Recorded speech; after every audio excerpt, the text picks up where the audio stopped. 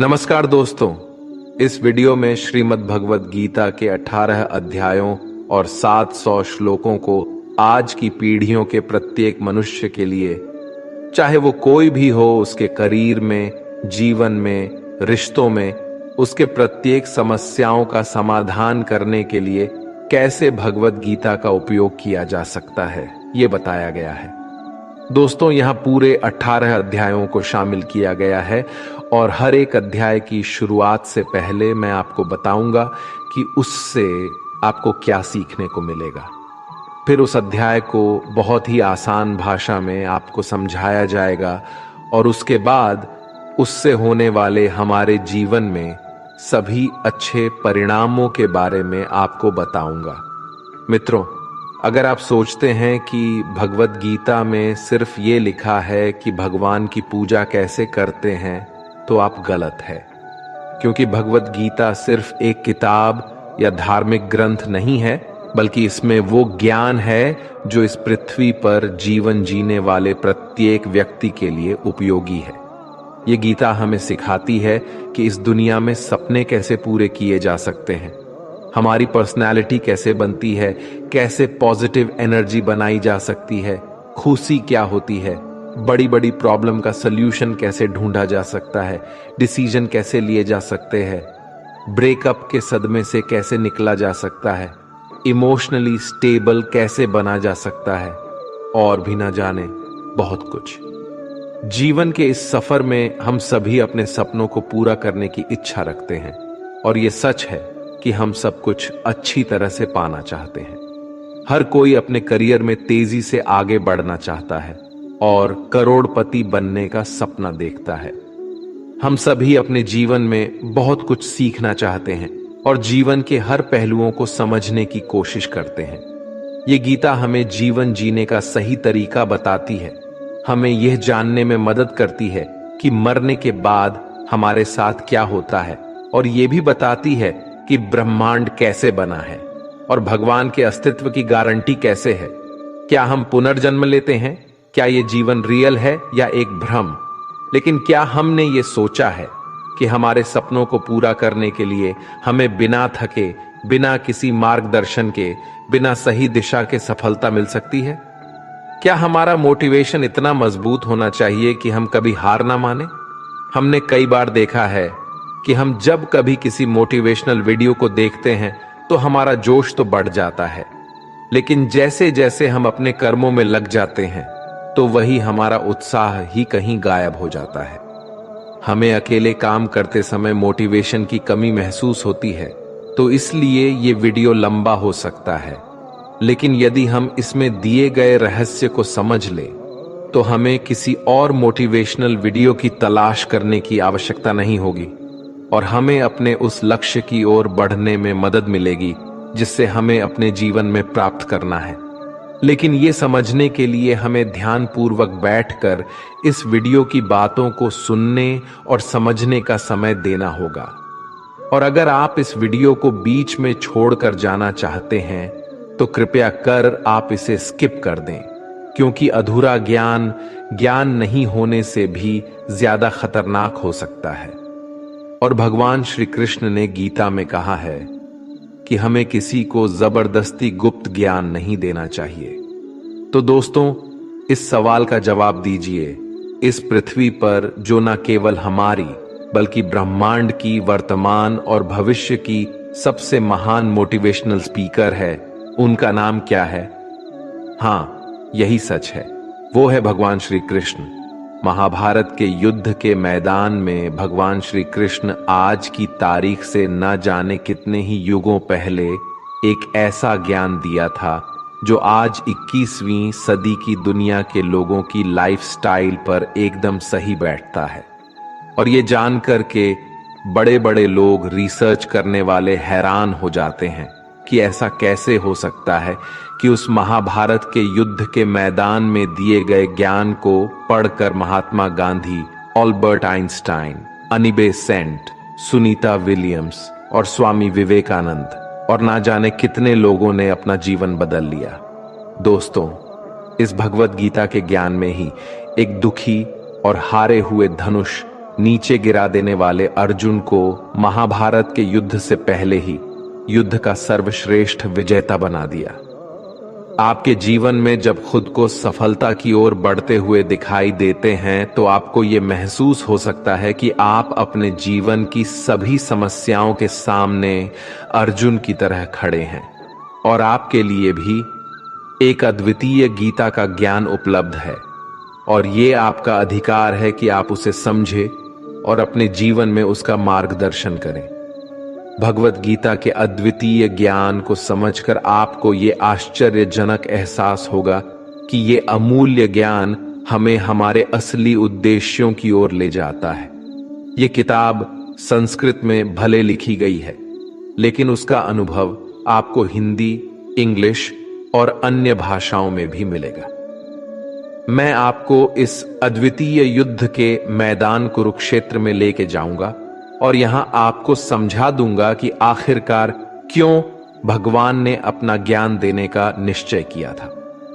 तो चलिए, हम कुरुक्षेत्र के युद्ध मैदान में हैं, जहां पर पांडव और कौरव युद्ध के लिए तैयार है और यहीं से भगवत गीता का पहला अध्याय शुरू होता है।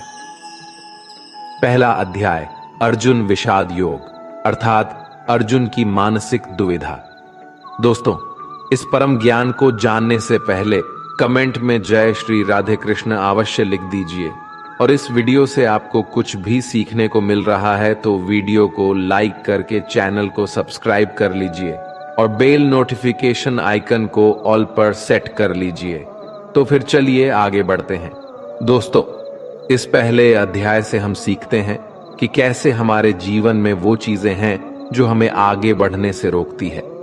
चाहे हमारे पास ज्ञान का बहुत बड़ा भंडार हो, हमारे पास काबिलियत हो, लेकिन फिर भी हम सही फैसला नहीं ले पाते और हमारे कार्य में सफलता नहीं मिल पाती।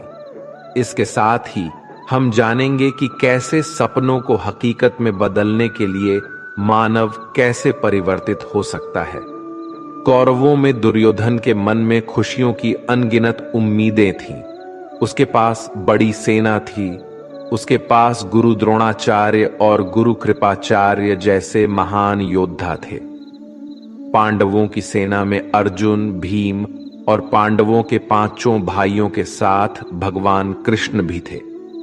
अब ये युद्ध पूरी तरह से परिवार के बीच होने वाला युद्ध बना हुआ था।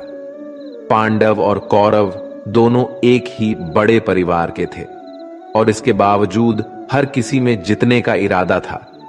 भगवान श्री कृष्ण के साथ अर्जुन ने अपनी सेना को सामने लाकर खड़ा किया ताकि वो देख सके कि उसको किन किन लोगों को मारना है। इस घड़ी में भगवान कृष्ण ने अर्जुन के रथ को मैदान के बीच में ले आए। वहां कुरुक्षेत्र के युद्ध मैदान में कौरवों की सेना में अर्जुन के सामने दादा भीष्म और गुरु द्रोणाचार्य खड़े थे और गुरु द्रोणाचार्य ने ही अर्जुन को तीर चलाना भी सिखाया था। अर्जुन ने युद्ध के मैदान में जिधर देखा वहां दोनों ही और परिवार वाले और गुरुओं के शिष्य ही नजर आ रहे थे। इस दृश्य को देखकर अर्जुन बहुत ही दुखी हो गए और कृष्ण से बोले कि यहां तो हर कोई मेरा सगा संबंधी है, मैं अपने ही लोगों को युद्ध में नहीं मार सकता। मुझे इस राज्य के लिए तो क्या, अगर कोई तीनों लोग भी दे दे तो भी मैं ऐसा युद्ध नहीं करूंगा जिसमें मुझे अपनों को ही मारना पड़े। गीता के इस पहले अध्याय से हमें यह सीखने को मिलता है कि वास्तविक सोच कैसी होती है। हमें कभी कभी नहीं पता होता कि हमारे काम करने का इरादा क्या है, हम किस चुनौती का सामना करेंगे, और जब हम किसी बुरी स्थिति का सामना करते हैं तो हम संयम खो बैठते हैं, घबरा जाते हैं और अपना वास्तविक धर्म भूल जाते हैं। भले ही अर्जुन युद्ध कला में माहिर थे और वो युद्ध करने के लिए मैदान में धनुष उठाने की कला को सिखाने वाले गुरु द्रोणाचार्य के शिष्य थे, लेकिन वे अपने लगाव के कारण कर्म का सही फैसला नहीं ले पा रहे थे। इससे हमें यह सीखने को मिलता है कि जब हम जीवन में आगे बढ़ने के लिए तैयार होते हैं तो हमें अपने लगाव को खुद से दूर रखना चाहिए। मित्रों, आप इसे इस तरह से समझ सकते हैं। मान लीजिए आपका दिल से किसी व्यक्ति से गहरा प्यार है, लेकिन वो व्यक्ति आपके प्यार को समझने का मन नहीं रखते। इस बदले में आपको उसके प्रेम को प्राप्त करने के लिए मोहित नहीं होना चाहिए, क्योंकि लगाव किसी भी रूप में हानिकारक हो सकता है। जब तक ये लगाव है तब तक आप अपने आत्मा के धर्म को पूरा नहीं कर सकते। गीता का दूसरा अध्याय सांख्य योग यानी कि पुरुष प्रकृति का विश्लेषण करना। मनुष्य 5 संख्या से बना है: आग, पानी, मिट्टी, हवा। अंत में मनुष्य इसी में मिल जाता है। भगवान श्री कृष्ण ने अर्जुन को बताया कि जीवन में सबसे बड़ा योग कर्म योग है। भगवत गीता के दूसरे अध्याय से हमें इमोशनल स्टेबिलिटी, आत्मा, मृत्यु, पुनर्जन्म और डिसीजन मेकिंग के बारे में सीखने को मिलता है। यहां हमें गुस्से के सबसे बड़े कारण और उनके समाधान के बारे में भी बताया गया है। जब अर्जुन ने युद्ध करने से मना किया तो सारथी श्री कृष्ण ने कहा, हे अर्जुन, ये तुम्हें अचानक से क्या हो गया है? तुम जैसे महान योद्धा के मुंह से ऐसी बातें शोभा नहीं देती। इसलिए अपने इस मन की कमजोरी को छोड़कर युद्ध के लिए फिर से खड़े हो जाओ। इस पर अर्जुन ने कहा कि इस युद्ध से बेहतर है कि मैं एक भिखारी बन जाऊं, क्योंकि मेरे पास यहां तक तो अपनी जिंदगी का कोई अहम मकसद ही नहीं है। मेरे पास सही और गलत का ज्ञान नहीं है, इसलिए मैं आपसे मार्गदर्शन मांगता हूं। श्री कृष्ण मुस्कुराए। क्या कोई इंसान उनसे कुछ मांग सकता है और वो नहीं देंगे? यहीं से शुरू होता है भगवत गीता का ज्ञान, जिसे आपको भी अर्जुन की भावनाओं को जानना और समझना चाहिए। श्री कृष्ण अर्जुन को बोले, क्या तुम अचानक से डर रहे हो? तुम्हें डरना नहीं चाहिए, क्योंकि ये लोग तुम्हारे मारने से ही मरेंगे और तुम्हें ही उन्हें मारना होगा। इन सब लोगों का पिछले जन्म से और आगे के जन्म के साथ कोई संबंध नहीं है। वे तुम्हारे जैसे अनादि है। इसलिए जैसे कि तुम अपने पुराने कपड़े बदलकर नए पहनते हो, वैसे ही आत्मा शरीर को छोड़ देती है।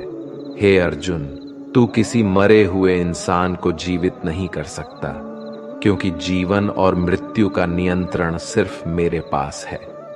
तू तो उनकी मौत का सिर्फ एक कारण है, और ये लोग मरने के बाद भी मेरे ही पास आएंगे, क्योंकि वे शरीर नहीं है, वो तो आत्मा है, और आत्मा को किसी भी तरीके से नष्ट नहीं किया जा सकता। आत्मा अगले जन्म के लिए इस शरीर को त्याग देती है, जिस प्रकार तू अपने पुराने कपड़े बदलकर नए पहनता है। इसी तरह से जैसे कोई कछुआ खुद को खुद में ही समेट लेता है, वैसे ही मनुष्य अपनी इच्छाओं को वश में कर लेता है। जो व्यक्ति अपने मन की सभी इच्छाओं और कर्मों के परिणामों को सोचना छोड़ देता है, वही स्थिर बुद्धि कहलाता है। जिसके मन से हर प्रकार का डर, भावना और क्रोध खत्म हो जाता है, वही मनुष्य शांत रहता है। जब हम अपनी इच्छाओं को पूरा करने के बारे में सोचते रहते हैं, तो हमें वो इच्छाएं अच्छी लगने लगती है, तो हमें उन इच्छाओं को पूरा करने का मन करता है। और जब उन इच्छाओं को पूरा करने में कोई रुकावट आती है, तो हमें गुस्सा आ जाता है, और गुस्से में हम खुद को खो देते हैं, और फिर हम अपने कर्म और धर्म को भूलकर अपनी स्थिति से नीचे गिर जाते हैं। लेकिन जो व्यक्ति अपनी इच्छाओं को वश में करके उनका गुलाम नहीं होता, उसका अंतर्मन शुद्ध रहता है और उसके दुख का अंत हो जाता है। और जब उसके सभी दुख समाप्त हो जाते हैं, तो उसकी बुद्धि स्थिर हो जाती है। लेकिन जिसकी इच्छाएं और कामनाएं उसके मन से नहीं जाती हैं, वो मनुष्य कभी शांत नहीं हो पाता। और जब शांति ही नहीं मिल पाएगी, तो वो खुश कैसे रहेगा? उसकी हालात तो वो नाव की तरह होती है, जिसको उसकी इच्छाओं की किसी भी दिशा में ले जाने की छूट मिल सकती है। स्थिर बुद्धि वाले प्राणी समुद्र की तरह स्थिर रहते हैं, और इसी प्रकार के जीव मृत्यु के बाद मेरी शरण में आते हैं। मित्रों, अब हम इस अध्याय के वास्तविकता पर आते हैं, और आप में से कई लोग होंगे जिन्होंने अपने प्रियजनों को खो दिया है, और आज तक आप लोगों में से जिन्होंने भी अपने प्रियजनों की मृत्यु का दुख नहीं झेला है, उन्हें यह जान लेना चाहिए कि उनके जीवन में भी उनके अपने किसी सबसे प्रिय की मौत एक दिन अवश्य होगी। लेकिन उस वक्त उदास होने की कोई आवश्यकता नहीं है, क्योंकि खुद भगवान ने ही हमें स्मरण कराया है कि हमें अपने जीवन से पहले भी हम इस संसार में मौजूद नहीं थे और मृत्यु हो जाने के बाद भी नहीं रहने वाले हैं। और इसलिए हमें मौत का डर नहीं होना चाहिए।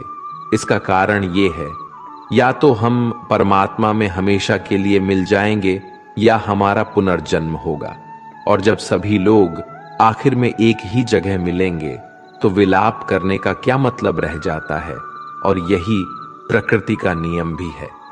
और आपको स्मरण रहे कि हम कोई शरीर नहीं है, हम तो केवल आत्मा है और उस परमात्मा के अंश है।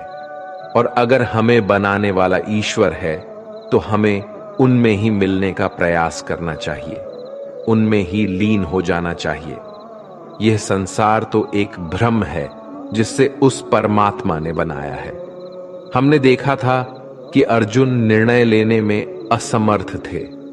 जब भी हम कोई निर्णय लेते हैं तो एक और हमारा मुंह होता है और दूसरी और हमारा वास्तविक कर्म होता है। और इस खेल में हम वो नहीं कर पाते हैं जो हमारा असली काम होता है और जो हमें जीवन में सफलता के मार्ग पर आगे बढ़ने में मदद करता है। इससे हम एक एग्जाम्पल से समझते हैं। मान लीजिए आपको अपने घर से दूर कहीं किसी और शहर में शिक्षा के लिए या नौकरी के लिए या अपने किसी लक्ष्य को पूरा करने के लिए जाना पड़ रहा है, तो आपको अपने परिवार का मोह तो छोड़ना ही पड़ेगा। इसी तरह से आपको प्रत्येक निर्णय में यह ध्यान रहे कि आपके मोह और आपके वास्तविक कर्म में कौन ज्यादा महत्वपूर्ण है। इसके पश्चात हम चर्चा करेंगे कि हमारी समस्याओं का सबसे बड़ा कारण क्या है और उनका मुख्य समाधान क्या है। मित्रों, हमारे दुखों का सबसे महत्वपूर्ण कारण है हमारे खुद की इच्छाओं के बारे में विचार करना। जब हम अपनी इच्छाओं के बारे में सोचते हैं तो वक्त बीतने के बाद हम उन्हें पूरा करने की कोशिश करते हैं, और जब ये कोशिशें असफल हो जाती है तो हमारे अंदर क्रोध पैदा होता है। और क्रोध एक ऐसी चीज है जिसे कोई भी मनुष्य अपने शरीर को त्यागने से पहले नहीं छोड़ता है। तो फिर आप अपने जीवन के बाकी हिस्से में सच्ची खुशियों को कैसे प्राप्त कर सकते हैं? आप हमेशा अपने आप को समस्याओं से घिरा हुआ ही पाएंगे, क्योंकि ये दुनिया तो केवल आपकी खुद की छाया ही तो है। अब आप सोच सकते हैं कि जीवन में कोई इच्छा नहीं रखने से सफलता कैसे हो सकती है, कैसे आप अपना नाम कमा सकते हैं। इसके बारे में भगवान श्री कृष्ण ने कहा है कि सबसे पहले आपको अपने कर्म को पहचानना होगा, यानी आपके लिए वो क्या करना जरूरी है जो आपको अपने लक्ष्य की प्राप्ति में सहायक होगा। और इसके बाद सफल होने की उम्मीद या असफल होने का भय दिल में पैदा नहीं किए बिना अपने कार्य को कैसे करें, क्योंकि आपको लगेगा कि ये कार्य मैं नहीं बल्कि स्वयं भगवान कर रहे हैं।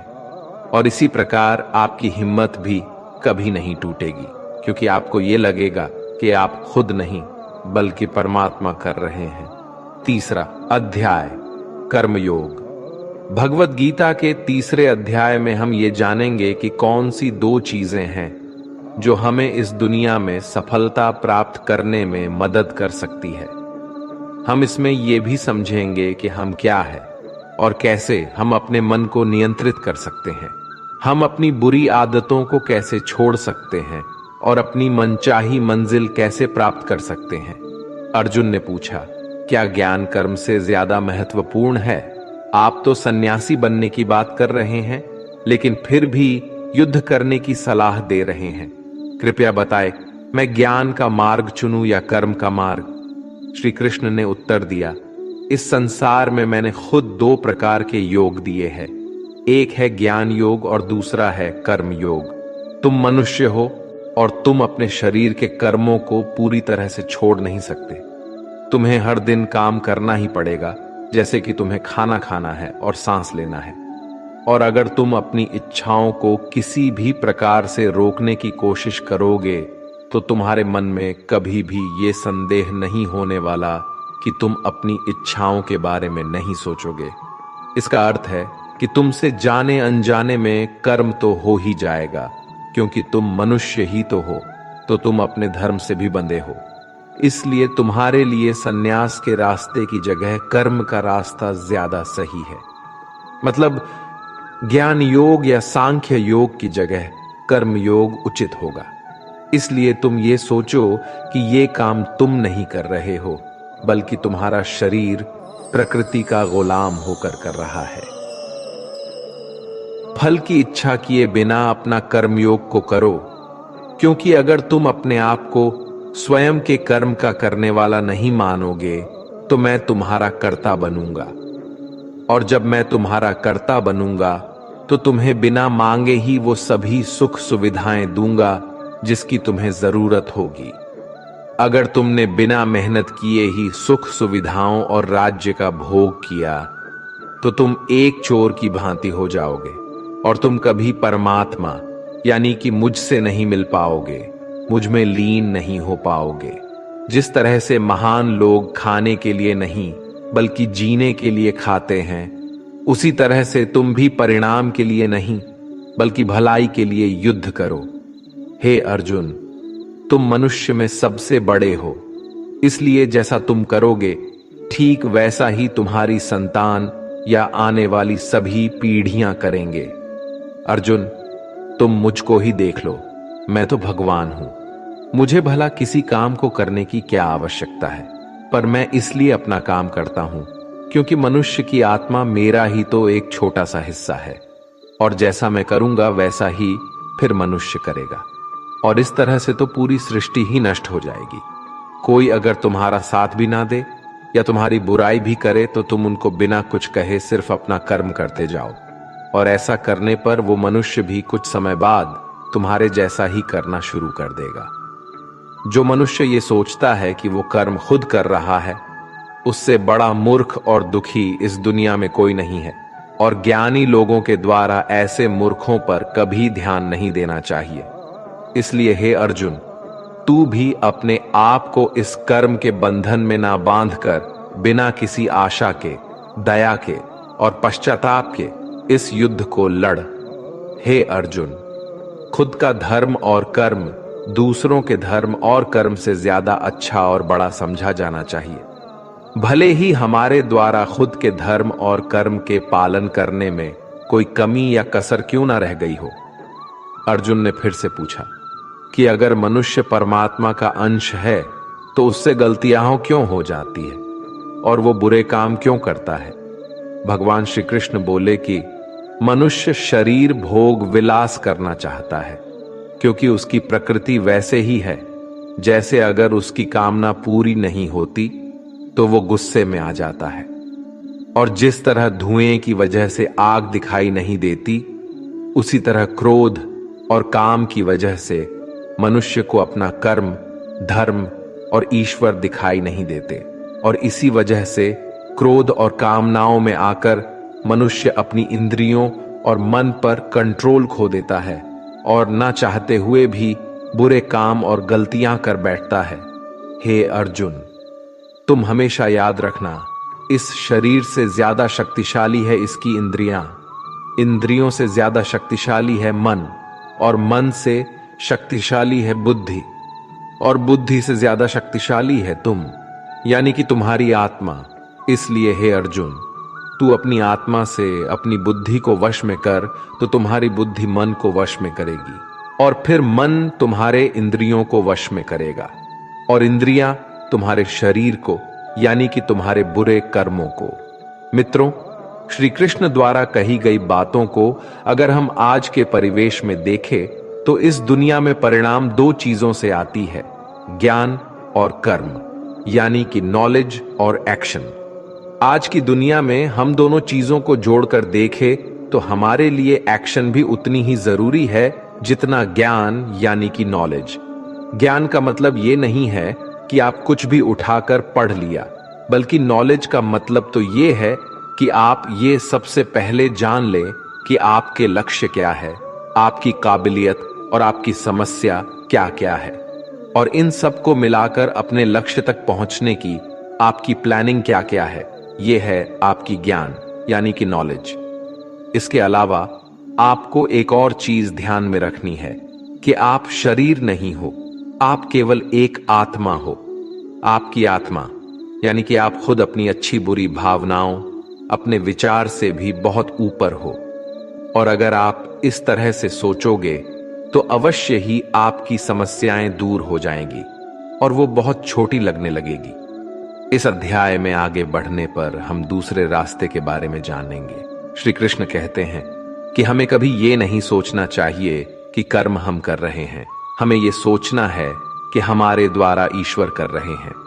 और जब हम इस तरह से सोचेंगे तो हमारे जीवन में दो अच्छे प्रभाव होंगे। पहला ये कि आप अपनी मेहनत के परिणाम को लेकर आपको कोई भी टेंशन नहीं होगी, और दूसरा ये कि आप अपने मन को स्थिर करके सबसे ज्यादा मेहनत करने लगोगे। सभी शब्दों की बजाय ये आपको समझना चाहिए कि आपको कभी भी अपने कर्मों के परिणामों पर खुश या दुखी होने का अधिकार नहीं है, क्योंकि श्री कृष्ण के उपदेशों के अनुसार मनुष्य को केवल कर्म करने का अधिकार है। इसके साथ ही आप किसी भी बुरी आदत से कैसे मुक्त हो सकते हो, इसका विचार करें। इसे बहुत ही सरल शब्दों में समझाया जा सकता है। आप अपने आप को भगवान का छोटा सा अंश अर्थात आत्मा ही समझे, और इसके बाद आप जब अंतर ध्यान से यानी अपने आत्म के ध्यान से अपने मस्तिष्क को नियंत्रित रखोगे और मस्तिष्क से अपने मन को, और फिर जब आपका मन आपके शारीरिक इंद्रियों को नियंत्रित कर लेता है तो बुरी आदतों को छोड़ना कुछ भी मुश्किल नहीं होगा। अध्याय 4 ज्ञान कर्म संन्यास योग यानी सगुण भगवान का प्रभाव और कर्म योग का विषय। भगवत गीता के 4थे अध्याय से हमें यह ज्ञात होता है कि भगवान कब और किस रूप में पृथ्वी पर आते हैं, और यहां तक कि गुरु से ज्ञान कैसे प्राप्त किया जा सकता है और ज्ञान क्यों जरूरी है। श्री कृष्ण ने अर्जुन से कहा, है अर्जुन, मैंने इस महान गीता ज्ञान को बहुत पहले बताया था, लेकिन समय के साथ वो ज्ञान समाप्त हो गया है। इस पर अर्जुन श्री कृष्ण से पूछते हैं, कृपया बताइए कृष्णा, आप तो अब वर्तमान काल में हैं, तो आप बहुत पहले के समय में ऐसा कैसे कर सकते हैं। श्री कृष्ण ने उत्तर दिया, हे अर्जुन, तुझे ये नहीं पता कि तेरे और मेरे कितने जन्म हो चुके हैं। जब इस संसार में धर्म का अस्तित्व संकट में होता है, तब मानव रूप में अधर्म का नाश करने के लिए इस धरती पर आता हूं और कर्म करके अपने शरीर को यहीं छोड़कर वापस जाता हूं। जैसे कोई शिष्य मुझे अत्यधिक प्यार करता है, उसी तरह से मैं अपने शिष्यों से अत्यधिक प्यार करता हूं। हालांकि मैंने इस संसार को बनाया है, लेकिन मैं ये नहीं सोचता कि ये मेरे द्वारा बनाया गया है। इसलिए मनुष्य को कर्म करते समय ये कभी नहीं सोचना चाहिए कि मैं कर रहा हूं। वो मनुष्य जो किसी कर्म के फल और सुख दुख के परे होकर कर्म करता है, वही सबसे बड़ा है। जिसके पास अपने शरीर पर कोई अहंकार नहीं होता, वो अपनी इंद्रियों को नियंत्रित करता है, वही व्यक्ति सबसे श्रेष्ठ होता है। और अर्जुन जो इस भूमि पर खुश नहीं रह सकता, वो कहीं भी खुश नहीं रहता। इसलिए किसी मनुष्य को अपने गुरु को पहचान कर अपनी इंद्रियों को नियंत्रित करके अपने लोग को छोड़कर उनकी सेवा करने का प्रयास करना चाहिए, ताकि वे उनसे वो ज्ञान सीख सके जिससे कि बड़े से बड़े पापी भी मेरी शरण में आ सकते हैं। जिस प्रकार आग सूखी हुई लकड़ी को जला देती है, उसी तरह से गुरु से प्राप्त किया गया ज्ञान अज्ञानता को दूर कर देता है। हमेशा कर्म करने वाला और हमेशा मेरी में श्रद्धा रखने वाला ही मुझे प्राप्त कर सकता है। इसलिए जिसने कर्मयोग के माध्यम से सभी कर्मों को और अपने आप को परमात्मा के लिए समर्पित कर दिया है, उस मनुष्य को उसके कर्मों के बंधन में कभी भी नहीं बांधा जा सकता। इसलिए अर्जुन, तू भी मेरे दिए हुए ज्ञान से समझ कि कर्म नहीं बल्कि मैं कर रहा हूं। दोस्तों, इस 4थे अध्याय में स्पष्ट रूप से कहा गया है कि जब भी मानवता का नाश होता है तो तो नेगेटिव ऊर्जा लोगों में अत्यधिक होती है। तब तक भगवान किसी भी रूप में आकर धर्म को पुनः स्थापित करते हैं। इसमें यह भी बताया गया है कि अगर किसी से आपको कुछ सीखना है तो सबसे पहले आपके मन में उसके प्रति सम्मान होना चाहिए, कोई लालच नहीं होना चाहिए और बुरी भावना भी नहीं होनी चाहिए। और ये ज्ञान प्राप्त करना और सीखना हमारे लिए क्यों आवश्यक है और इसका कारण क्या है? हम अगर किसी क्षेत्र में हो तो स्वाभाविक रूप से बताया जा सकता है कि हमें उस क्षेत्र के गुरु से ज्ञान प्राप्त करना होगा। और ज्ञान वो तरीका है जिससे इस जीवन में अपने लक्ष्य से और उस जीवन में आपके परमात्मा से मिल सकता है।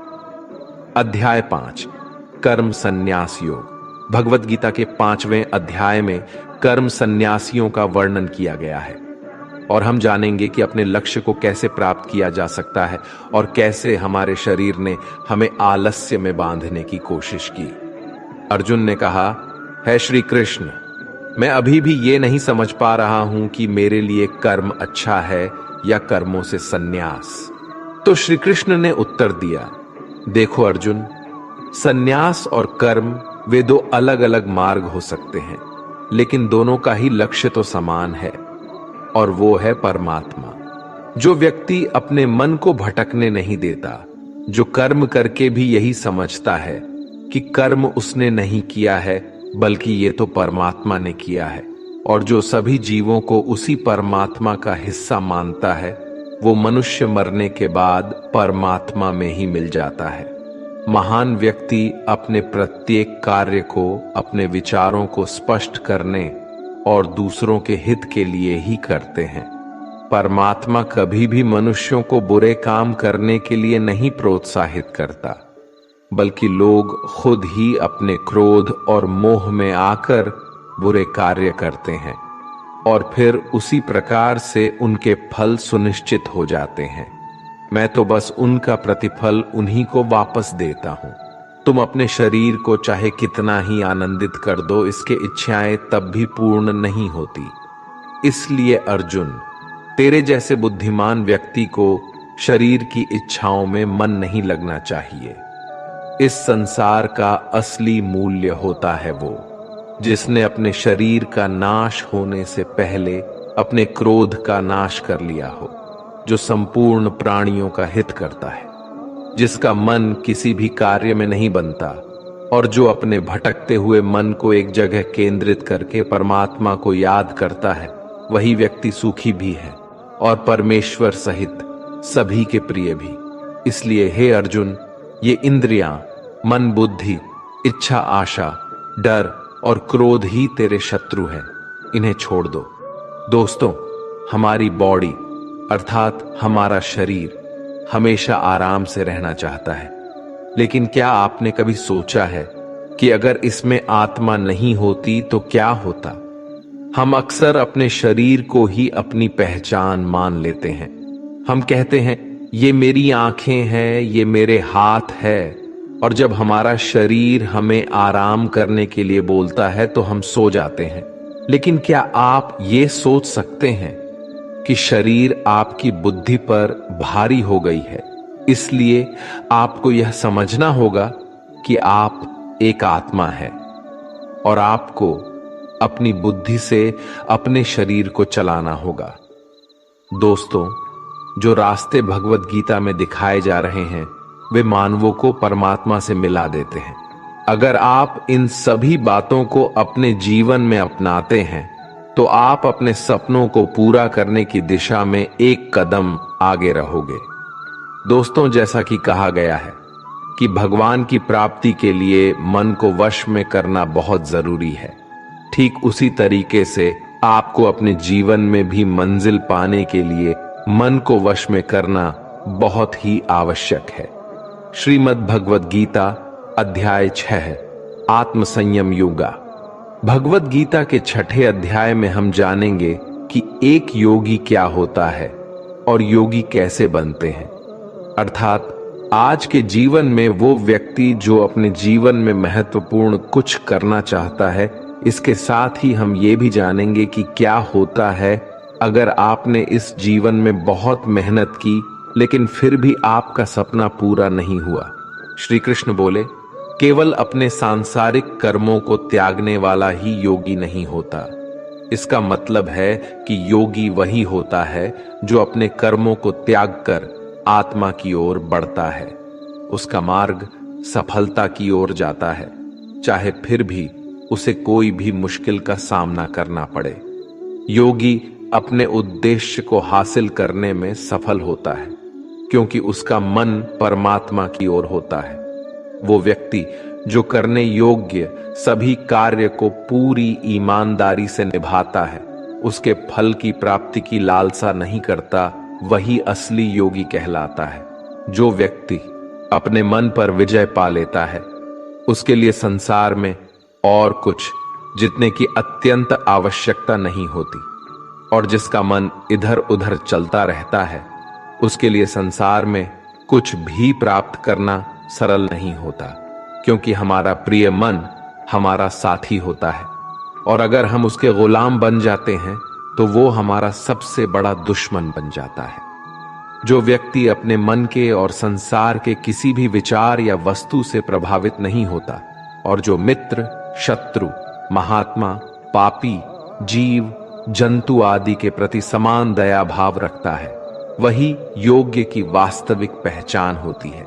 इसलिए हे अर्जुन, और जब इस प्रकार का योग भाव आता है तो किसी भी आशा के बिना, किसी भी डर के बिना अपने मन को मित्र बनाकर उसे मेरे ध्यान में समर्पित होना चाहिए। वो योगी उचित आहार और नींद उतना ही लेता है जितना आवश्यक हो, जो हमारे शारीरिक और मानसिक स्वास्थ्य के लिए महत्वपूर्ण है। इस प्रकार का योगी अपने शब्दों पर सदा स्थिर रहता है, जैसे कि शांत हवा में दीपक की लौ स्थिर होती है। जब जब उसका मन भटके, तब तब उसे वही इच्छा को वश में करके पूरा मन को संयमित करना चाहिए। और जब योगी इस पूरे ध्यान की अवस्था में आ जाता है, तो बड़े से बड़ा दुख भी उसको उसके स्थान से नीचे नहीं गिरा सकता। अर्जुन ने कहा, लेकिन है कृष्णा, ये मन बहुत ही अधीर और चंचल होता है। तो श्री कृष्ण ने जवाब दिया, हाँ, ये सत्य है कि मन को नियंत्रित करना कठिन है, लेकिन ये भी याद रखो कि बार बार आत्मविश्वास और योगाभ्यास से असंभव को भी संभव बनाया जा सकता है। इस तरह से हम अपने मन को वश में करके अपने जीवन को अधिक सफलता की ओर ले जाते हैं। अर्जुन ने पुनः पूछा, है कृष्ण, अगर कोई योगी इस प्रकार से ध्यान में निश्चित रहकर योग करता है, लेकिन अंत में किसी कारणवश उसका मन भटकने लगे, तो क्या उसका सारा प्रयास व्यर्थ हो जाएगा? श्री कृष्ण बोले, नहीं अर्जुन, निरंतर परमात्मा की दिशा में बढ़ना हर आत्मा का अधिकार है। अगर किसी कारणवश वो योगी ध्यान से भटक जाता है, तो भी वो पुण्य पुरुषों के लोक में कई वर्षों तक सुख और आनंद का अनुभव करता है, और वहां पर वो ध्यान भ्रष्ट योगी भी सुख में समय बिताने का अवसर प्राप्त करता है। फिर उस योगी की आत्मा जो ध्यान में भ्रष्ट हो गई थी, वो पुनः उसी पुण्य पुरुष के परिवार में जन्म लेती है, और उस तरह से उसकी आत्मा की यात्रा वहीं से शुरू होती है जहां से उसने पिछले जन्म में समाप्ति की थी। इस तरह वो एक नए रूप में और नए जीवन की ओर बढ़ता है, परमात्मा से मिलन के लिए फिर से प्रयास करता है। अर्थात पिछले जीवन में किया गया योग कभी भी व्यर्थ नहीं जाता। लेकिन एक योगी जो निरंतर प्रयास करता है, वो इसी जीवन में अपने जीवन चक्र से मुक्त होकर परमात्मा में विलीन हो जाता है। एक योगी तपस्या और विद्वानों से भी श्रेष्ठ होता है। इसलिए अर्जुन, तू भी योगी बन, क्योंकि जो सबसे श्रेष्ठ योगी होता है, वो मेरा भी परम प्रिय होता है। दोस्तों, हर व्यक्ति जिसकी आंखों में कुछ बड़ा करने का सपना होता है, उसको अर्जुन की तरह ही एक योगी बनना चाहिए। योगी वो व्यक्ति होता है जो पूरी तरह से भावनाओं के साथ होता है, जो न्यूट्रल रूप से दूसरों के विचारों पर ध्यान नहीं देता और हमेशा अपने लक्ष्य को पूरा करने के लिए मेहनत करता है। लेकिन दोस्तों, जीवन का कोई भी पथ किसी के लिए भी पूरी तरह से पूर्ण नहीं होता, ये बात हमेशा याद रखनी चाहिए। क्या कोई इंसान उसके सपने पूरे होने से पहले ही मर जाता है तो उसकी मेहनत की कीमत किसी काम की नहीं रहती और अपने सपने सपने ही रह जाते हैं? ऐसा क्यों होता है?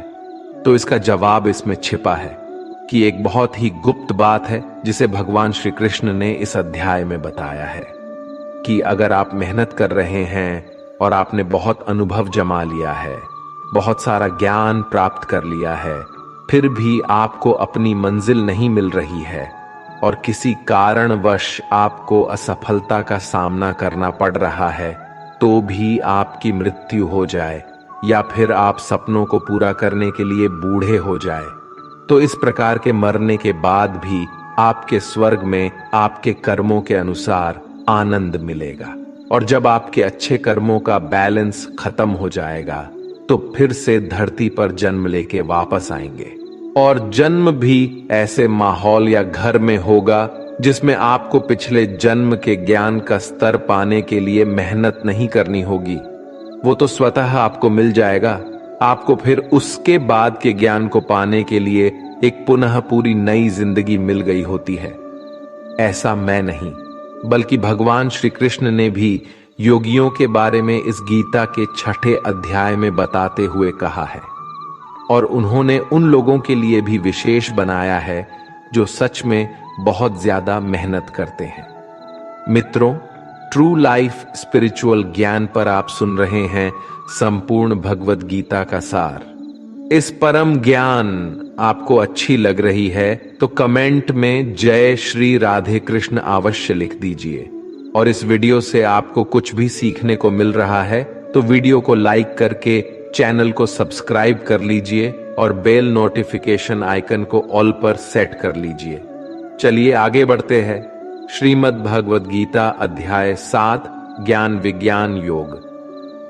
इस अध्याय में जो भगवान का ज्ञान है, हमें यह बताया गया है कि ईश्वर कैसे संसार को नियंत्रित करते हैं, ईश्वर को कौन से भक्त सबसे अधिक प्रिय होते हैं, इसके बारे में भी ये जानकारी दी गई है। लेकिन ये सवाल हम सबके मन में उठता है कि क्यों इंसान भगवान को नहीं पहचान पाता है। भगवान कृष्ण इस प्रश्न का उत्तर देते हुए कहते हैं कि हे अर्जुन, अब मैं तुझे वो बात बताऊंगा जिन्हें जानकर तू इस संसार में किसी और ज्ञान की तलाश में नहीं भटकेगा। हजारों लोगों में से कोई एक ही होता है जो ब्रह्म ज्ञान की खोज करता है और वो कोशिश करके ही उसे प्राप्त करता है। और ऐसे हजारों कोशिशें करने वालों में से कोई एक ही मेरे प्रेम में विश्वास और समर्पण के साथ प्राप्त कर पाता है। मेरे 2 रूप हैं, एक जन रूप जिसमें पृथ्वी, वायु, जल, अग्नि और आकाश, साथ ही मन, बुद्धि और अहंकार है। वही दूसरा है चेतना रूप जिसमें सृष्टि का चक्र है। समय को भी मैं ही निरंतर चलाता हूं। जल, ओमकार, चंद्रमा, सूरज मैं ही हूं। पृथ्वी की सभी पवित्र ग्रंथ, बुद्धिजीवियों का तेज, अग्नि और तपस्वियों का तप, धर्मों का पवित्र कर्म, अलग अलग समयों का काल और बलवान का बल भी मैं ही हूं। इस संसार के लोग सांसारिक गुणों के बंधन में जकड़े हुए हैं, इसलिए मैं किसी को अपने असली रूप में नहीं दिखाई देता हूं। और वास्तविकता में ये संसारी गुण भी मेरी माया ही तो है। मगर जो मनुष्य इस मोह माया को तोड़ देता है वो मेरा भक्त बन जाता है। माया के जाल में फंसे हुए मूर्ख लोग मेरी शरण में नहीं आ सकते हैं। कोई भी भक्त 4 विभिन्न प्रकार से मेरी पूजा करता है। कोई प्राप्ति की इच्छा रखने वाला, कोई दुख के समय मुझे याद करने वाला और कोई मुझे पहले से ही जानने वाला। लेकिन इनमें से मुझे सबसे अधिक प्रेम करने वाला ज्ञानी भक्त पसंद है। ये चारों भक्त दयावान होते हैं, लेकिन ज्ञानी पुरुष तो मानो मेरा ही रूप है। और ज्ञानी भक्तों में से वो व्यक्ति भी शामिल है जिन्होंने मुझे बहुत सारे जन्मों से माना है और मृत्यु उसके बाद भी उनकी आत्मा मुझ में ही मिल जाती है। जो भक्त किसी इच्छा की पूर्ति के लिए किसी देवता की पूजा करते हैं, उनकी आस्था में मैं वही देवता बना देता हूं और उस भक्त को अंततः वो देवता प्राप्त हो जाते हैं। इस फल की अवधि समय सीमित होती है। अगर कोई भक्त मेरी पूजा करने के लिए किसी भी तरह का प्रयास करता है तो मैं उसे अपना बना लेता हूं, जबकि दूसरी तरफ वे मूर्ख जो मुझे जन्म लेने और मरने वाला मानते हैं वो मुझे प्राप्त नहीं कर पाते हैं। मैं भूतकाल, वर्तमान और भविष्य को जानता हूं, हालांकि श्रद्धा रहित लोग मुझे नहीं जान सकते। वे भक्त जो सांसारिक मोह और माया को छोड़कर उच्च कर्मों का अभ्यास करके मेरी भक्ति करते हैं, वे मृत्यु से मुक्त होकर मुझ में ही लीन हो जाते हैं। जब आप अपने जीवन में कोई लक्ष्य स्थापित करते हैं तो समय बीतने के बाद वो लक्ष्य भूलने की आशंका हो सकती है, क्योंकि विभिन्न विचारों और कार्यों की बहुत अधिक चिंता होती है।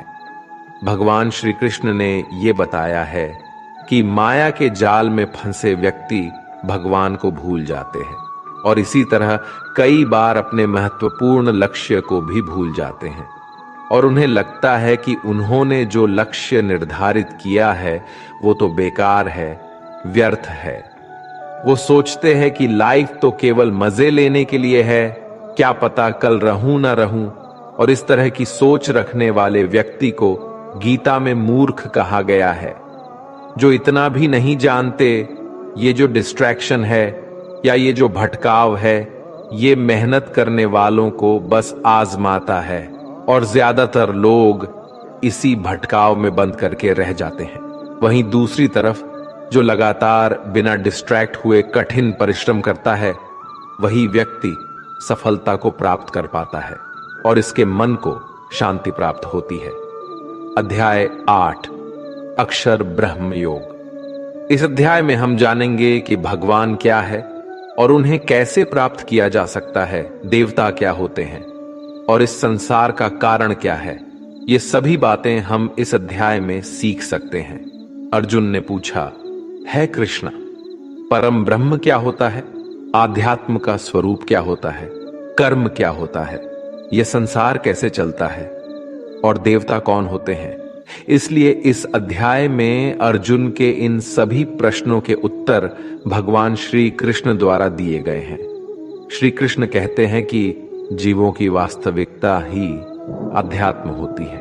कर्म हमारे द्वारा पास्ट में किया गया त्याग होता है जिसका परिणाम हमें वर्तमान में मिलता है।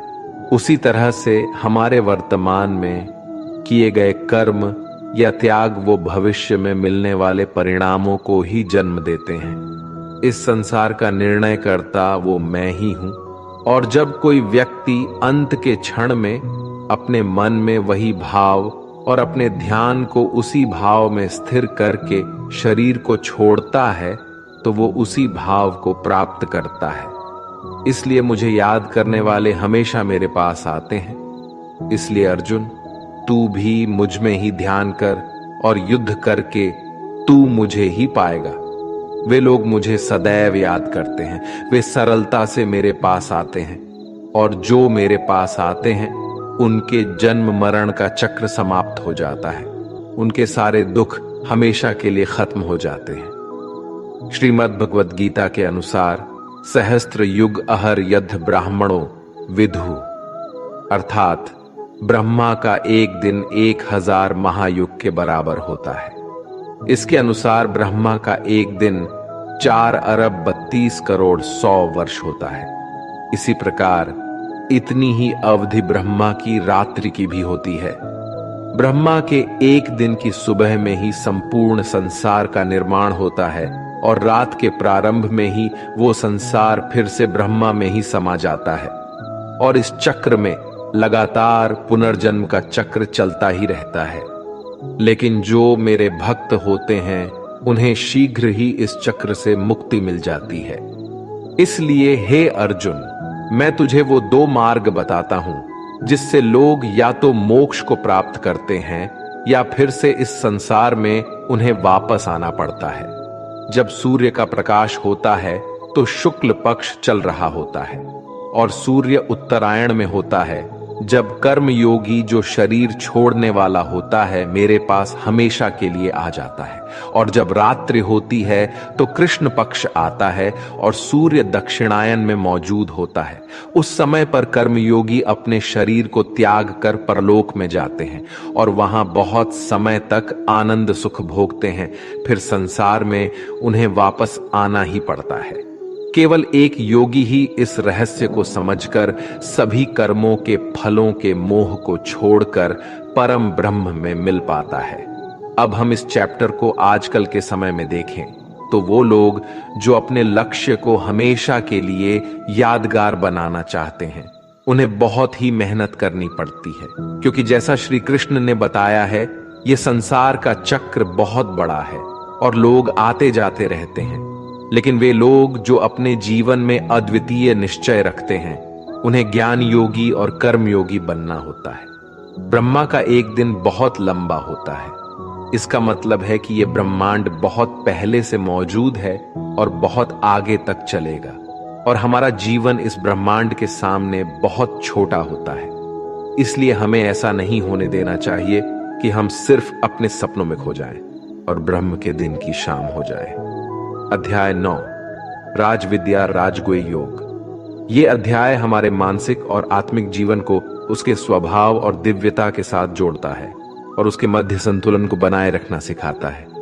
इस अध्याय में हम ये भी जानेंगे कि जब हम अलग अलग देवी देवताओं की पूजा करते हैं तो इससे क्या होता है, तो ऐसा क्यों करते हैं और उसके परिणाम क्या होते हैं। श्री कृष्ण कहते हैं, वो मनुष्य जो मुझ में श्रद्धा नहीं रखते, वो इस संसार में बार बार दुख झेलने के लिए आते जाते रहते हैं। मैं इस संसार को बार बार उत्पन्न और समाप्त करता हूं। मैं ही मनुष्यों को उनके कर्मों के अनुसार फल देता हूं, पुनर्जन्म देता हूं। लेकिन मुझे अपने कार्य का कोई भी घमंड नहीं है। मैं ऐसा करते हुए भी इस कर्म के बंधन में नहीं फंसता। सब कुछ करते हुए भी मैं नहीं मानता कि मैं कुछ कर रहा हूं। मेरी माया जाल में फंसने वाले और मुझे समझने में असमर्थ लोग और बेकार की आशा और निरर्थक काम करने वाले लोग हमेशा इसी संसार में बंधे रहते हैं। वो वेदों को पढ़कर स्वर्ग की प्राप्ति के लिए मेरी पूजा करते हैं। वे लोग इंद्रा के स्वर्ग के सुख का आनंद उठाते हैं, लेकिन उनके स्वर्ग के सुख तब तक ही बने रहते हैं जब तक कि उनके मानव जीवन के पुण्य समाप्त नहीं हो जाते हैं। और जब उनके पुण्य समाप्त हो जाते हैं तो उन्हें फिर से इसी पृथ्वी पर जन्म लेने का अवसर मिलता है। किंतु जो मुझे मतलब परमेश्वर को ही सब कुछ मानकर अपने कर्म फल को त्याग कर निरंतर प्रेम करते हैं, मैं उनकी न केवल सभी आवश्यकताओं को पूरा करता हूं, बल्कि उन्हें सदैव मेरी शरण में स्थान देता हूं। भूतों और पितरों को पूजने वालों का ज्ञान कम होता है और वो फिर से इस मृत्युलोक में आते ही है। इसलिए अर्जुन, यदि तू कुछ भी कर्म करता है और दान देता है तो उसे मुझ में स्मरण करके कर, तो वो मुझे ही प्राप्त हो जाएगा। मेरे लिए प्रिय और अप्रिय सब बराबर है। यहां तक कि अगर कोई बहुत ही अत्याचारी हो, चाहे स्त्री हो या पुरुष, चाहे राजा हो या भिखारी, वो मुझ में ही समर्पित होकर इस अनंत सागर को पार कर पाता है।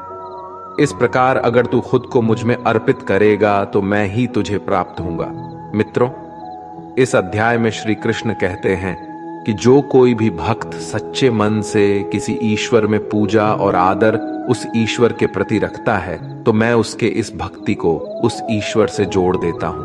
अध्याय 10, विभूति योग। ये अध्याय बहुत ही महत्वपूर्ण है, क्योंकि इस अध्याय में भगवान श्री कृष्ण अपने दिव्य रूप की महत्वपूर्ण चर्चा करते हैं और अर्जुन को उनकी महिमा का दर्शन कराते हैं। ये अध्याय हमें ये बताता है कि भगवान कैसे हमारे चारों ओर मौजूद हैं और हमारे जीवन में उनका साक्षात्कार कैसे किया जा सकता है। वैसे तो आपने कई बार सुना है कि भगवान ऐसे हैं, भगवान वैसे है, सभी जगह है, प्रत्येक कण में है। श्री कृष्ण कहते हैं, हे अर्जुन, तू मेरा सच्चा मित्र है और मुझसे प्रेम करता है, इसलिए अब मैं तुझे स्वयं का वास्तविक परिचय देता हूं। मेरे जन्म के बारे में किसी को नहीं पता, लेकिन जो ये जानता है कि मैं कभी नहीं जन्म लेने वाला और कभी भी नहीं मरने वाला हूं, वही सबसे बड़ा ज्ञानी है। ज्ञान और मूर्खता सत्य और झूठ, सुख और दुख, मन और बुद्धि, रचना और नाश, कृति और अपमान सहित सभी भाव वास्तव में मैं ही हूं। इस जगत में जिस किसी ईश्वर की पूजा की जाती है वो असलियत में मैं ही हूं। दोस्तों, इस अध्याय में भगवान ने हमें ये दिखाया है कि वे हमारे जीवन के हर पहलू में मौजूद हैं। वे सबके आदर्श, सूरज, चंद्रमा, वायु, अग्नि, धन, ज्ञान, ब्रह्मा, विष्णु, शिव, इंद्र, गरुड़, यमराज, गणित, गायत्री मंत्र, ऋतु, वसंत, निश्चय, भक्ति, विजय, रणनीति, रहस्य, मौन और अनगिनत अन्य रूपों में प्रकट होते हैं। भगवान ने हमें यह भी बताया है कि उनका अंत नहीं है, वे अनंत हैं, अपार है, वे हमारे सभी पहलू में हैं और उनको पूरी तरह से जान पाना हमारे बस की बात नहीं है।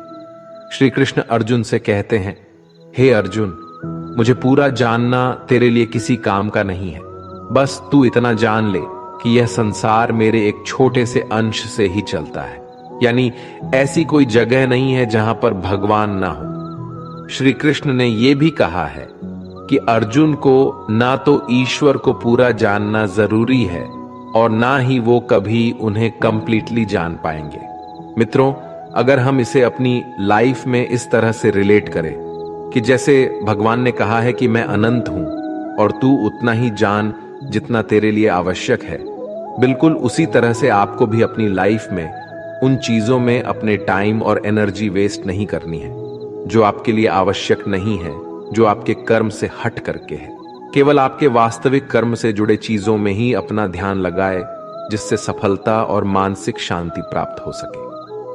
अध्याय 11, विश्व रूप दर्शन।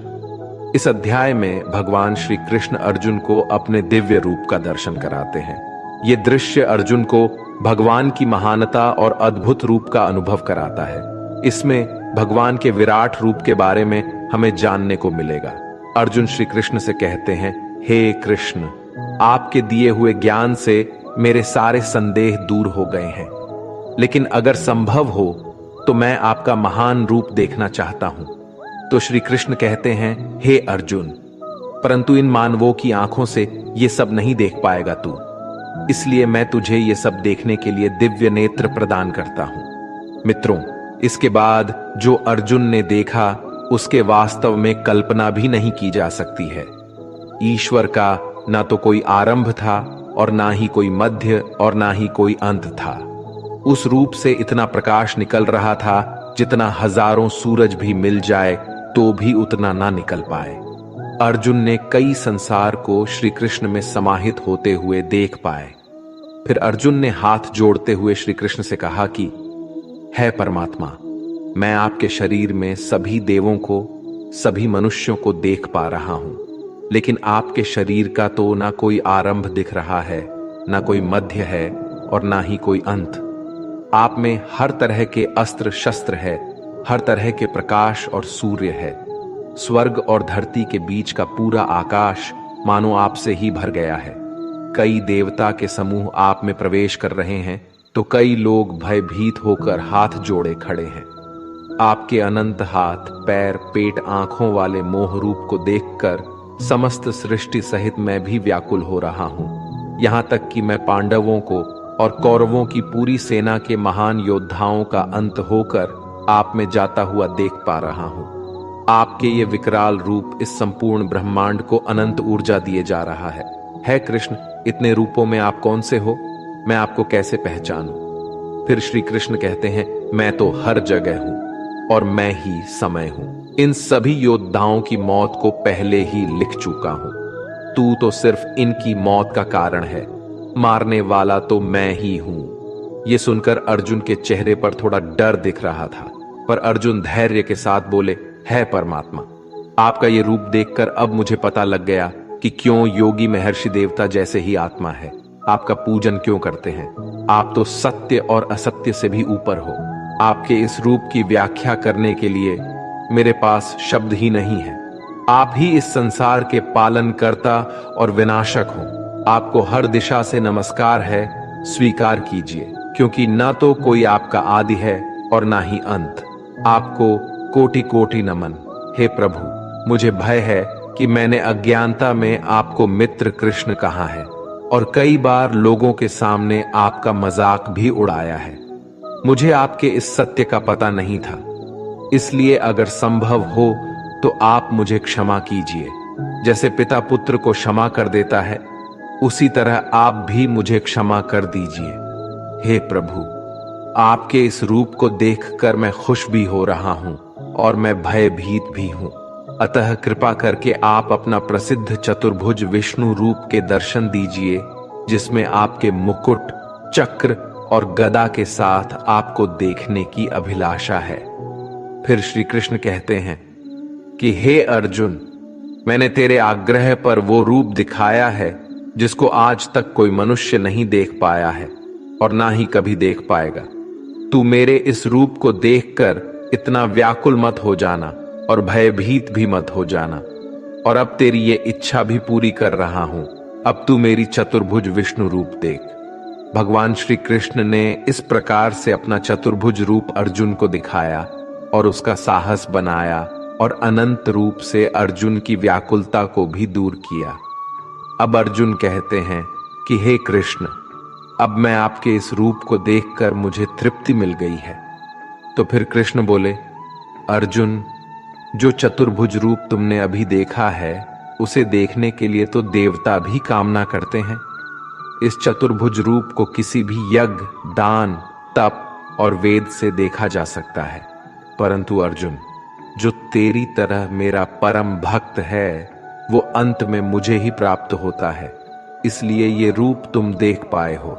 मित्रों, गीता के इस अध्याय से आप आज के टाइम में भी ये सीख सकते हो कि अगर हम सच्चे मन से मेहनत करते हैं तो कई बार सफलता को पाने के बाद हमें लगता है कि हमने इतनी मेहनत कर ली, और जब सफलता आती है और तब लगता है कि ये तो ज्यादा ही मिल गया, मैंने तो इतना मेहनत नहीं किया था। और मित्रों, यही महान लोगों का एक सद्गुण होता है कि वो मेहनत तो करते हैं, लेकिन उनको यह भी आभास नहीं होता कि कितनी मेहनत कर लिया उन्होंने। यही महान लोगों की महान सोच होती है। अध्याय 12, भक्ति योग। इस अध्याय में भगवान हमें बताते हैं कि भक्ति के माध्यम से ही हम उन्हें प्राप्त कर सकते हैं। हमें भगवान के प्रति विश्वास, प्यार और समर्पण दिखाना चाहिए। इससे हमें ये सीखने को मिलता है कि हमें भगवान के प्रति भक्ति और प्यार बढ़ाने का प्रयास करना चाहिए। जो व्यक्ति हर तरह के सुख और दुख, वस्त्र और मित्रता, लाभ और हानि, मोह और इच्छा, हर तरह के मौसम से दूर रहता है और सभी प्राणियों को एक समान नजरिए से देखता है, और जो अपने मन और इंद्रियों को पूरी तरह से वश में रखता है, वही परम आनंद को पाता है। जो निंदा और प्रशंसा को एक समान समझता है, किसी भी स्थान पर किसी भी आहार के साथ रह सकता है, वो भक्त मेरे लिए बेहद प्रिय है। और उनमें से भी जो निष्काम भाव से अपने कर्म मेरी सेवा में लगाते हैं, वही भक्त मेरे लिए श्रेष्ठ है। इस अध्याय में हमें यह भी सिखाया गया है कि हमें अपने पूर्व अनुभवों से सीखने की कोशिश करनी चाहिए। एक छात्र या एक व्यक्ति जो अपने जीवन में कुछ महत्वपूर्ण करना चाहता है, उसे कम खाना चाहिए और हर प्रकार की भावनाओं के साथ होना चाहिए। खुद के लक्ष्य को कैसे प्राप्त करना है, केवल यही सोचना चाहिए, और ये तभी प्राप्त हो सकता है जब हम भगवान के प्रति विश्वास, प्यार और समर्पण करते हैं। अध्याय 13, क्षेत्र क्षेत्र विभाग योग। इस अध्याय में भगवान हमें आत्मा और शरीर के बीच के अंतर की बात करते हैं। हमारी आत्मा शरीर के परे है और हमें इसे समझना चाहिए। ये हमें सिखाती है कि हमारे शरीर से भी ज्यादा हमारी आत्मा ज्यादा असली है और हमें इसके साथ मिलकर जीना चाहिए। इस अध्याय से हमें यह ज्ञान मिलता है कि कैसे हमारे कर्मों के परिणाम की रचना होती है। श्री कृष्ण हमें बताते हैं, ये शरीर एक क्षेत्र है, जैसे कि खेत एक क्षेत्र होता है। खेत में हम बीज बोते हैं और उसके सही समय पर फल होता है। इसी तरह हमारे जीवन में भी हम कर्म के बीज बोते हैं और उसका सही समय पर हमें फल मिलता है। इसलिए शरीर को क्षेत्र कहा गया है। इस क्षेत्र और क्षेत्रज्ञ के ज्ञान को विभिन्न तरीकों से विद्वानों द्वारा व्याख्या किया गया है, जिसमें 5 महाभूत मन, बुद्धि, अहंकार और सभी इंद्रियां शामिल हैं। साथ ही सुख, दुख, चेतना, शरीर, धैर्य और विकार भी इसमें शामिल है। श्री कृष्ण कहते हैं, परम ज्ञान क्या होता है? इसका उत्तर मैं तुझे दूंगा। मानव में कोई भी गुण हो, वो गर्व करने योग्य नहीं होता। हमें किसी भी प्राणी को सताने का कोई अधिकार नहीं है। हमें दूसरों के प्रति क्षमा भाव रखना चाहिए। हमें गुरु की सेवा करनी चाहिए। हमारी मन और वाणी में सरलता होनी चाहिए। हमारे मन और सभी इंद्रियों को पूरी तरह से नियंत्रित होने चाहिए। हमें खुद को किसी भी भावना में नहीं बहने देना चाहिए। हमें संतान, जीवन साथी, घर और धन में मोह नहीं करना चाहिए। हमें अच्छे और बुरे में समान भाव रखना चाहिए और ऐसे लोगों से दूरी बनानी चाहिए जो किसी के साथ स्वार्थपूर्ण होते हैं। हमें एकांतवास में अपने मन को शुद्ध करना चाहिए और हमें परमेश्वर में पूरी तरह समर्पित और ध्यान मग्न रहना चाहिए। हे अर्जुन, अब मैं तुझे परम ब्रह्म के बारे में कहूंगा जो सर्वव्यापी है। वो सब इंद्रियों के साथ भी इंद्रियों के बिना है और वो निर्गुण होकर भी सभी गुणों के साथ है। वो सभी सजीवों और निर्जीव में है। वो दूर भी है और पास में भी है, लेकिन फिर भी जानने में नहीं आता। वो है ब्रह्म की तरह जीवन उत्पन्न करता है, विष्णु की तरह है पालन करता है और शंकर की तरह विनाश भी करता है। वो अलग अलग कालों में होते हुए भी एक जैसा लगता है और एक ही काल में भी अलग अलग तरह का होता है। ये माया का भी महामाया है, परम से भी परम है और सभी प्राणियों के साथ उनके हृदय में निवास करता है। परंतु इसके बाद भी ये जानने योग्य है कि हे अर्जुन, इस प्रकृति और पुरुष का भी कोई आरंभ नहीं है, क्योंकि प्रेम और घृणा और तीनों तरह के गुण, यथार्थ, सतर्ज और तम भी प्रकृति से ही आते हैं। कार्य और कार्यों को करने वाली इंद्रियां भी प्रकृति से ही उत्पन्न होती है। प्रकृति से जन्मा मनुष्य प्रकृति के ही गुणों को भोगता है और इन्हीं गुणों के अनुसार ही उसका जन्म और मरण तय होता है। इस तरह से जो भी मनुष्य पुरुष और प्रकृति के ज्ञान को जानता है, वो कर्म करता हुआ भी मुझे प्राप्त होता है और मुझ परमात्मा को हर मनुष्य अपने अलग अलग तरीके से पाता है। और जो मंदबुद्धि होते हैं, वो तो इस ज्ञान को सुनकर और मेरी प्रकृति को जानकर ही वो भी मृत्युलोक से मुक्त हो जाते हैं। ये अध्याय हमें सिखाता है कि हमारे शरीर के बाहर हमारी आलसी, हमारी असली आत्मा है और हमें उसके साथ मिलकर रहना चाहिए। अध्याय 14 गुणत्रय विभाग योग, अर्थात गुणों का महत्व। इस अध्याय में भगवान गुणों के बारे में बताते हैं, सत्व, रजस और तामस के गुण। श्री कृष्ण कहते हैं, हे अर्जुन, अब मैं तुझे संसार के उन 3 गुणों के बारे में बताऊंगा जो आत्मा को शरीर से बांधते हैं और जिन्हें जानकर कोई भी मनुष्य मुझे पा सकता है। ये 3 गुण हैं, सत्वगुण, रजोगुण और तमोगुण। सत्वगुण सभी गुणों में श्रेष्ठ है और ये ज्ञान और सुख से जुड़ा होता है, कामना और आसक्ति से उत्पन्न होता है, जो कर्म और उसके फल में बनता है। रजोगुण मनुष्य को कर्म करवाता है और उसे अविचलित रहने नहीं देता। ये कामना और आसक्ति से उत्पन्न होता है। तमोगुण मनुष्य को बोझिल और मनुष्य को उसे आलस्य और निद्रा में बाधित करता है। ये 3 गुण मनुष्य की प्रवृत्ति को प्रभावित करते हैं। जिस प्रकार सत्वगुण बढ़ जाता है तो मन में शांति और ज्ञान बढ़ता है, वही समय रजोगुण को बढ़ाता है। जब रजोगुण बढ़ता है तो मन में लालच और स्वार्थ का आभास होता है और तब तमोगुण बढ़ता है। तमोगुण में अंधकार होता है और व्यक्ति मनोबल के खोने का अनुभव कर सकता है। ये 3 गुणों को वश में कर जो व्यक्ति इन 3 गुणों के बारे में जानता है, तब वो अपने कर्तव्य को पालन करते हुए संसार से मुक्त हो जाता है और मुक्त होकर वो परम ब्रह्म को प्राप्त होता है। दोस्तों, ये तीनों गुण सभी के जीवन में महत्वपूर्ण है। अगर आप सकारात्मक परिणाम की कामना करके मेहनत कर रहे हैं तो यह निश्चित नहीं है कि आपको खुशी होगी या आप दुखी हो गए।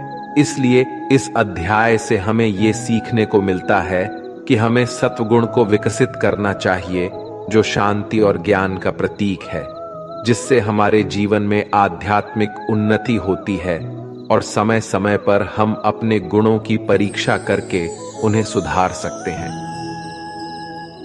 अध्याय 15 पुरुषोत्तम योग। इस अध्याय में भगवान हमें आत्मा की अमरता के बारे में बताते हैं। हमारी आत्मा हमारे शरीर से बड़ी होती है। श्री कृष्ण कहते हैं कि हमारा आत्मा अविनाशी है और इस संसार में हमारे कर्म हमारे भविष्य को प्रभावित करते हैं। हमें इस बारे में जागरूक रहना चाहिए और ये समझना चाहिए कि हमारे कर्मों के परिणाम हमारे अगले जन्म में हमें प्राप्त होते हैं। इसलिए हमें सत्वगुण, रजोगुण और तमोगुण को समझने और उनका संतुलन बनाए रखने का प्रयास करना चाहिए। आत्मा हमें मुक्ति की ओर ले जाती है और हमें अपने कर्मों को सावधानी से चुनना चाहिए ताकि हम सब कुछ सही दिशा में ले जा सके। इसी तरह से हम परम ब्रह्म की प्राप्ति कर सकते हैं और सभी व्यक्ति के अंतर्निहित परमात्मा को पहचान सकते हैं। इस अध्याय से हमें यह सीखने को मिलता है कि हमें सत्वगुण को बढ़ाने का प्रयास करना चाहिए और अपने अंदर के तमोगुण और रजोगुण को कम करने का प्रयास करना चाहिए, जिससे हम अपने जीवन में सफलता और आत्मा की मुक्ति की दिशा में आगे बढ़ सके। अध्याय 16 द्वासुर संपद विभाग योग, अर्थात गुणों का विभेद। इस अध्याय में भगवान हमें दैव्य और असुरी प्रकृति के बारे में बताते हैं। दैव्य प्रकृति वाले लोग धर्म, सच्चाई और प्रेम को प्राथमिकता देते हैं, जबकि असुरी प्रकृति वाले लोग अहंकार, क्रोध और द्वेष की दिशा में आगे बढ़ते हैं। श्री कृष्ण कहते हैं कि दैव्य स्वभाव वाले लोग अपने मन को शुद्ध रखते हैं, परमात्मा को याद करते हैं और सुख दुख को समान भाव से सहते हैं। वे धर्म का पालन करते हैं और दूसरों को कभी कष्ट नहीं पहुंचाते। उनमें अहंकार नहीं होता और वे सबको बराबर मानते हैं। विरोधाभास, क्रोध, आसक्ति और अज्ञान से युक्त असुरी स्वभाव वाले लोग दुश्मनी करते हैं और लोगों को कष्ट देते हैं। वे धर्म का अनादर करते हैं और बुरे कर्म करते हैं। वे हमेशा मोह में रहते हैं।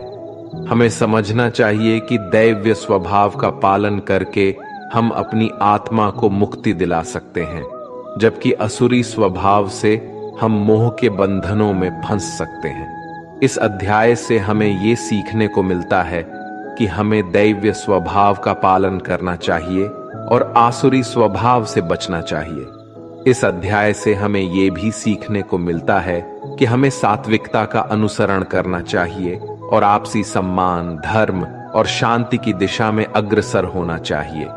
राजस और तामस की ओर नहीं बढ़ना चाहिए, क्योंकि ये हमें बंधनों में फंसा सकते हैं।